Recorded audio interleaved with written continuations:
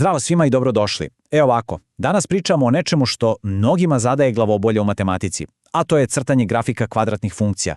Zvuči komplikovano, znam, ali fora je u tome što ćemo vidjeti kako jedan super alat može sve to da pojednostavi i da od zbunjenosti stignemo do potpune jasnoće. Spremni? Ajde da krenemo. I sve se u suštini vrti oko ovog pitanja. Vidimo ovu jednačinu svuda u algebri, zar ne? Ali šta ona zapravo predstavlja? Mislim, kako to izgleda? Gledati u gomilu slova i brojeva je, prilično apstraktno.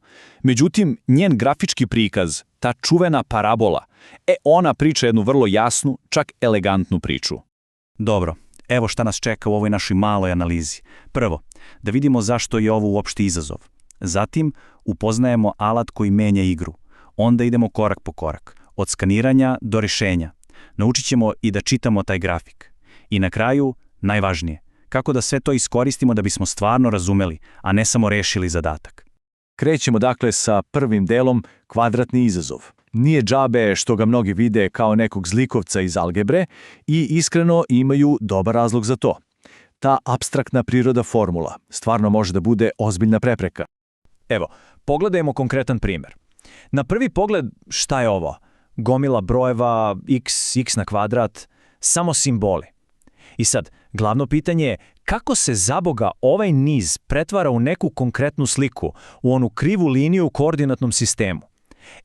Tu obično kreće zabuna i tu nastaju problemi. I siguran sam da su ove frustracije poznate mnogima. Kreneš da crtaš ručno i to traje i traje. Zahteva potpunu koncentraciju. I onda napraviš jednu, najmanju grešku u računanju, recimo temena, i ćao, ceo grafik ode u pogrešnom smeru. Strašno je teško u glavi povezati tu formulu sa konačnim crtežem, a proveriti da li je sve tačno, to je tek posebna priča. Ali kao u svakoj dobroj priči gde postoji zlikovac, mora da postoji heroj, jel tako? U našoj priči heroj je jedan alat. Alat koji unosi svetlo u celu tu zbrku i pretvara frustraciju u onaj aha moment otkrića. I heroj se zove Photomath. Sad, ovo nije samo neki fancy digitron, ne. Ovo je aplikacija koja bukvalno koristi kameru telefona, skenira jednačinu pravo iz knjige ili sveske i ne samo da izbaci rešenje. To je ono što je ključno. Ona pokaže ceo postupak, korak po korak i što je za našu priču najbitnije, odmah iscrta grafik. Znači, ovo je alat za učenje, a ne samo mašina za odgovore. Dobro, a kako sve to radi u praksi? Verovali ili ne, proces je smešno jednostavan. Sve se svodi na 3 prosta koraka. Znači, sve je neverovatno intuitivno. Prvi korak, otvorite aplikaciju. Drugi, samo uperite kameru, uokvirite tu jednačinu. I to je to, bukvalno. Aplikacija odmah prepozna i u deliću sekunde na ekranu se stvori savršeno precizan grafik, bez ikakvog računanja, bez šanse da se napravi greška. I u tome je cela poenta. To je ta magija. Ta transformacija je ono što je neverovatno moćno. Za samo par sekundi ona apstraktna, pomalo zastrašujuća formula pretvara se u nešto jasno, vizualno, nešto sa čime se može igrati i istraživati.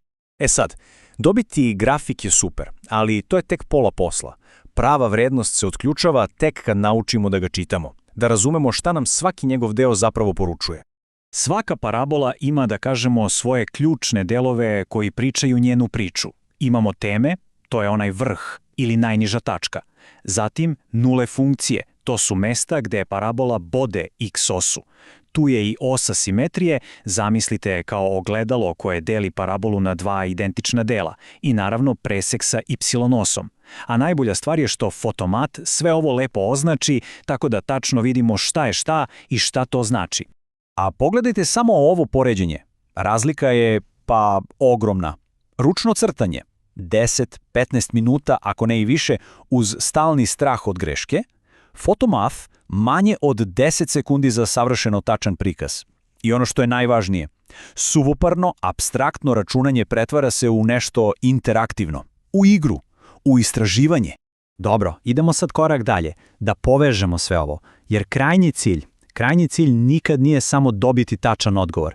Cilj je da se stvarno, suštinski razume o čemu se tu radi.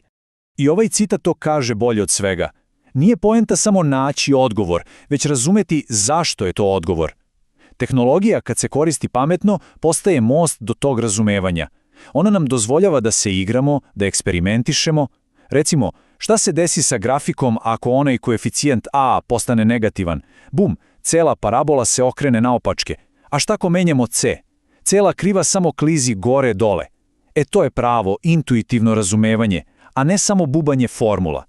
Znači, da sumiramo ključne poruke. Prvo, kompleksne jednačine se mogu vizualizovati u trenu. Drugo, ovo je savršen način da se proveri sopstveni rad. Treće, apstraktne ideje postaju opipljive, stvarne. I možda najvažnije od svega, gradi se samopouzdanje. Jer kad shvatimo da možemo da ukrotimo jedan tako složen koncept, onda raste i volja da se uhvatimo u koštac sa sledećim. I za sam kraj ostavljam jedno pitanje za razmišljanje. Pitanje koje otvara potpuno nova vrata. Sad kad smo vidjeli kako tehnologija može da demistifikuje i pojednostavi kvadratne funkcije, pravo pitanje je koji je sledeći kompleksan problem, možda iz matematike, a možda i ne, koji samo čeka da ga neko vizualizuje i učini jednostavnim. Mogućnosti su, verujte mi, praktično beskrajne.